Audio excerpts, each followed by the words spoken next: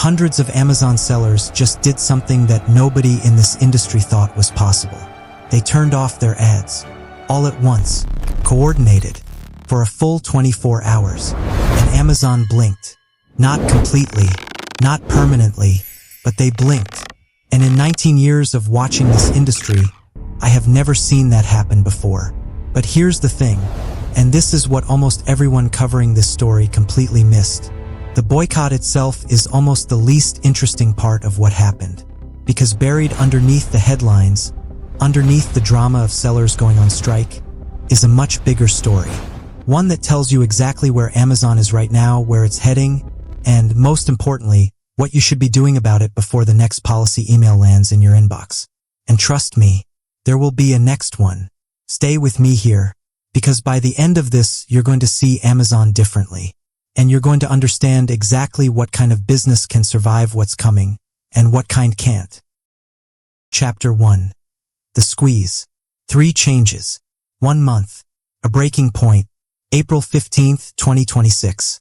Somewhere across America, in garages converted into warehouses, in spare bedrooms stacked with inventory, in actual fulfillment operations running dozens of employees, hundreds of Amazon sellers did something almost unthinkable.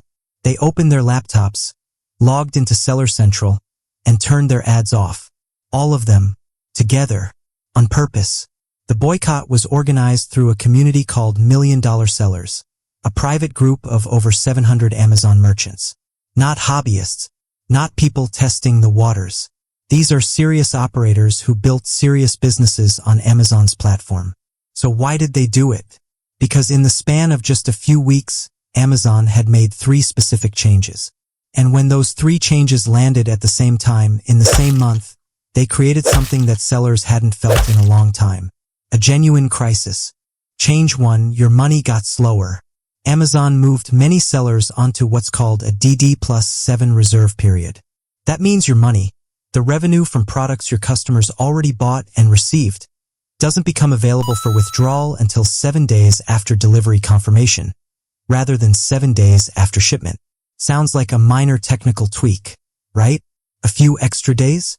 Here's what it actually means in practice. In a poll of over 100 Amazon founders conducted by $1 Million Sellers, a majority said the combined impact of Amazon's payment changes would reduce their available cash by more than $100,000. More than a quarter estimated they'd lose access to over $250,000 in working capital. Nearly 8 in 10 said the changes would affect at least a quarter of everything they had available to run their business. That's not a rounding error. That's a liquidity crunch. That's the kind of thing that forces you to slow down a reorder, miss a supplier deadline, or watch a best-selling product go out of stock while your own money sits locked inside Amazon's system. Change 2. Your ads just got more expensive in a way nobody warned you about. Amazon told a segment of advertisers that their ad charges would stop going to their credit card and would instead be pulled directly from their seller account balance. The credit card would only kick in as a backup if the account ran dry. Now, if you're not an Amazon seller, that might sound like a bookkeeping detail. But inside the seller community, this was a gut punch. Here's why. 4 years, sellers have used the billing cycle on their credit card as a short-term financial cushion. Run ads this month. Pay for them 30 days later when the credit card bill comes. That 30-day window gives you breathing room. It lets cash from sales flow in before the ad bill comes out. Pull ad charges directly from the account balance and that breathing room disappears overnight. Now stack that on top of change 1. Your incoming cash is being held longer. Your ad costs are being pulled faster. The gap between money coming in and money going out just got wider in both directions at the same time. Change 3. Every shipment just got more expensive. Effective April 17th, 2026, 2 days after the boycott, Amazon added a 3.5% fuel and logistics surcharge for third-party sellers using Amazon's fulfillment network. Amazon confirmed this change to the Associated Press. So let's add this up.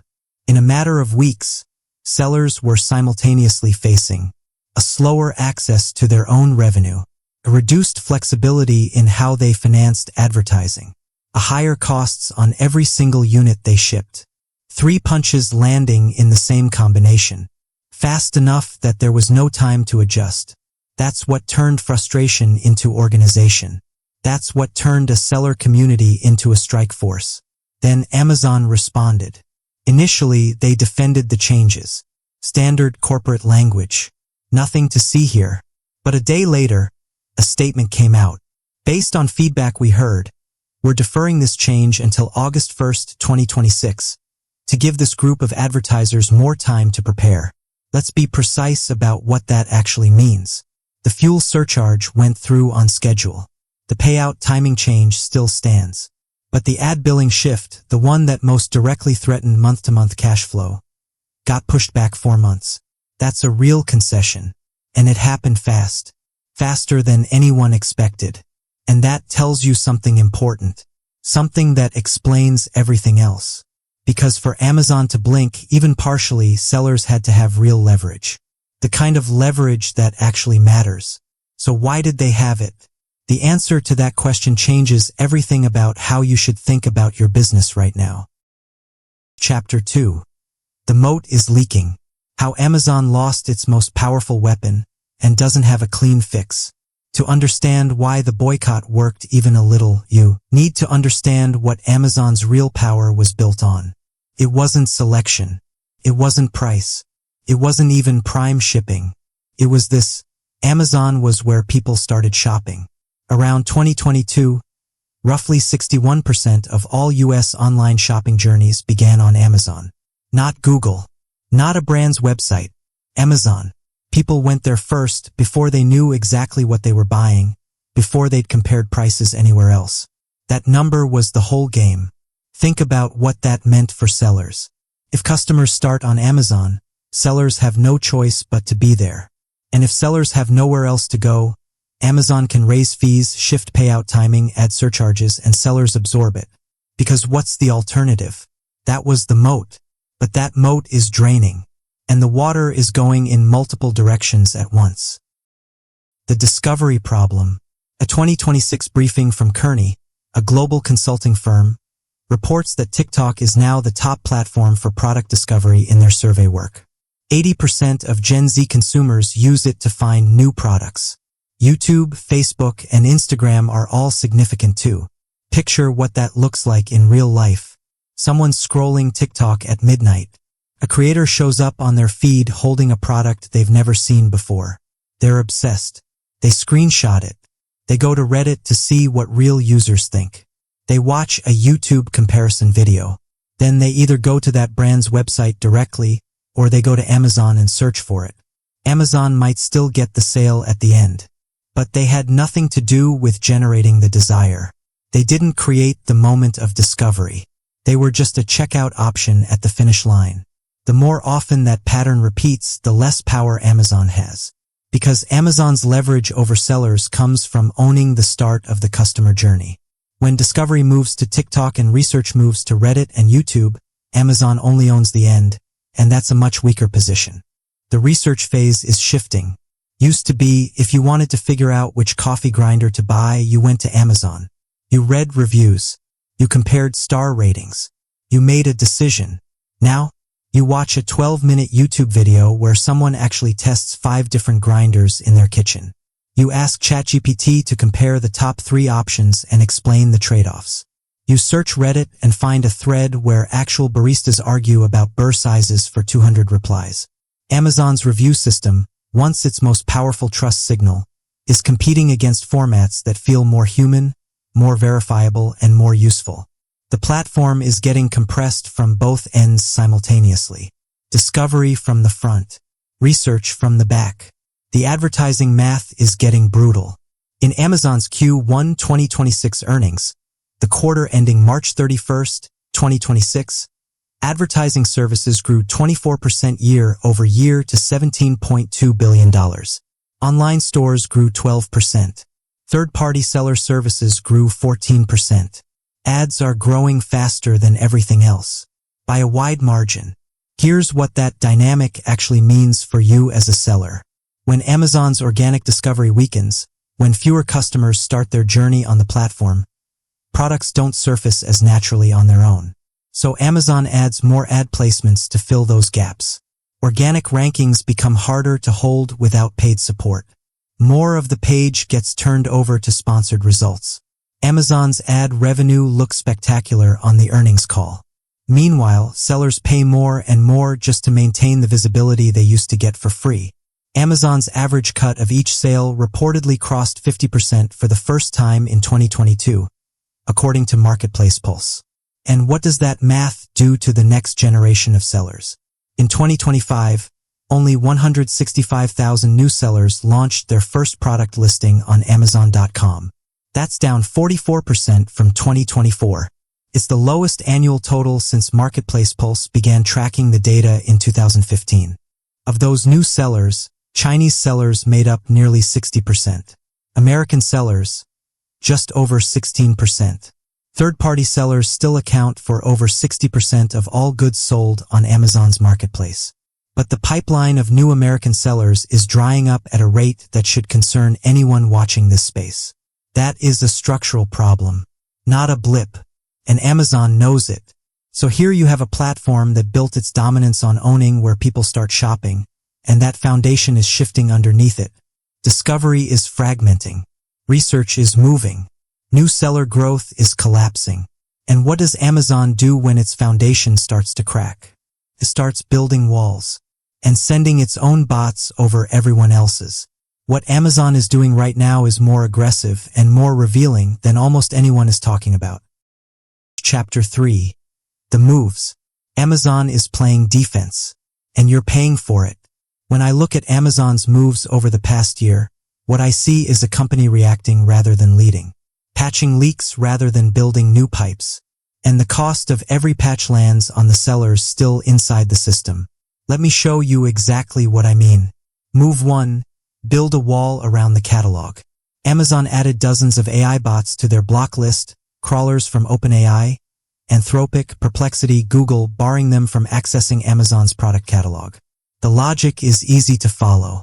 If someone types best vacuum under $200 into ChatGPT and gets a confident, well-reasoned answer back, they might just go buy it.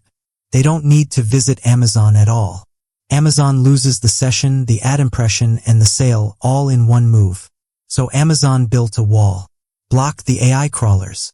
Force the AI tools to work without Amazon's data. Make it harder for any competitor to replicate what Amazon has. Defensive. Clear. Understandable. Move 2. Send their own bots over everyone else's walls. Amazon launched a feature called Buy For Me, an AI shopping assistant that can browse third-party websites and complete purchases on behalf of customers. From sites that never agreed to sell through Amazon. From merchants who never listed their products on Amazon. From businesses that, in some cases, had no idea Amazon was doing this at all. GeekWire reported complaints from independent retailers who were surprised to find their products being surfaced through Amazon's interface. Amazon confirmed that businesses can opt out by sending an email to a specific address. Read that back slowly. Amazon blocked 47 external AI bots from accessing Amazon's own catalog because they don't want outside AI using their data without permission.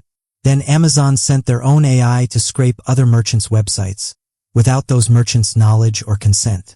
That is not hypocrisy by accident. That is a deliberate strategy. Amazon wants to own the traffic layer, the relationship between the customer and the product, even when they don't own the inventory. They want to be the middleman for every transaction, whether or not either party asked for them to be there.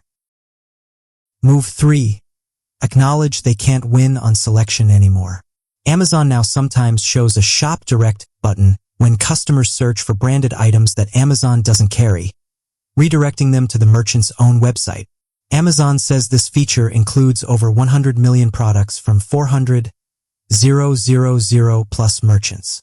Sit with what that actually means. Amazon is explicitly building a model where they don't need to own the product.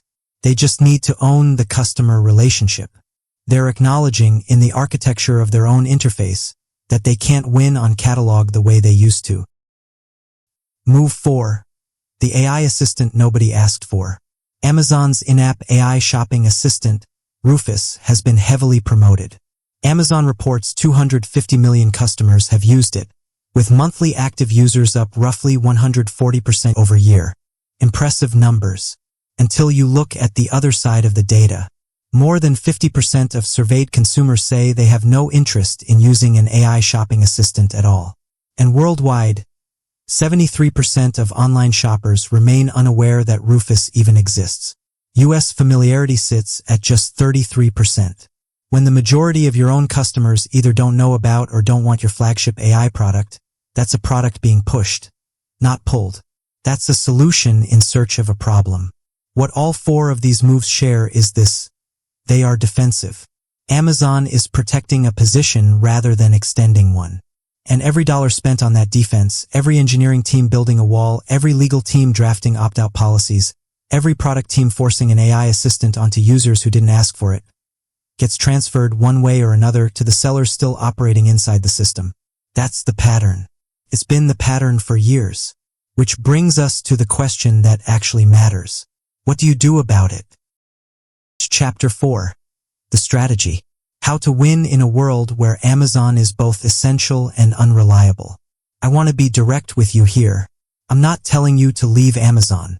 Amazon reported $716.9 billion in net sales in 2025. The platform accounts for roughly 40% of US e-commerce. You don't walk away from that. That's not a strategy, that's just leaving money on the table while your competitors pick it up. But I do want to be honest with you about where the real danger actually lives. Because the sellers in the most precarious position right now are not the ones who are struggling on Amazon. They're the ones who are only on Amazon. Think about what it means to have Amazon as your only channel. Every policy change is a potential crisis. Every fee increase is a crisis. Every payout timing shift, every ad billing change, every new surcharge, crisis, crisis, crisis. You have no buffer. You have no leverage.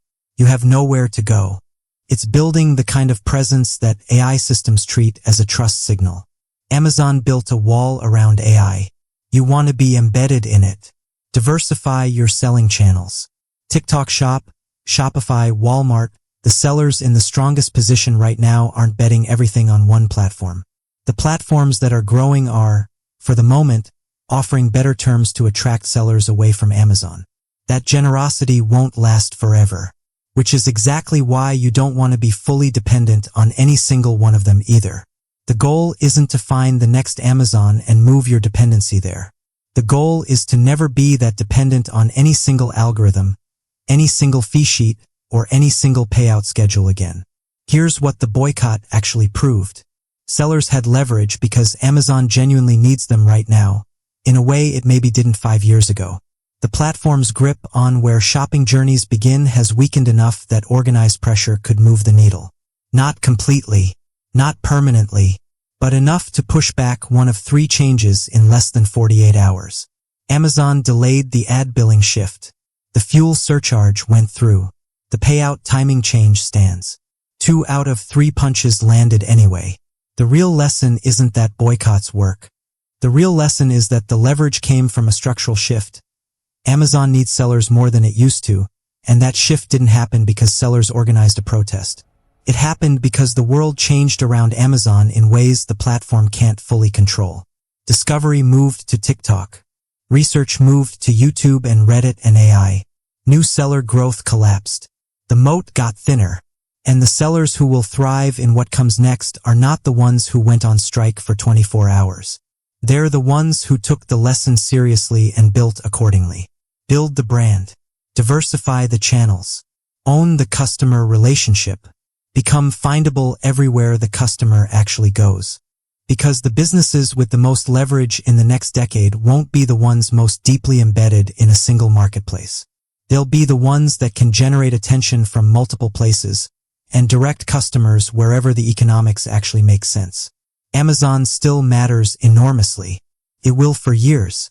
But the era where Amazon alone controlled online product discovery is weakening. And that changes the strategy for everyone. The question is, are you going to let the next policy email catch you off guard? Or are you going to be the seller who already has somewhere else to go?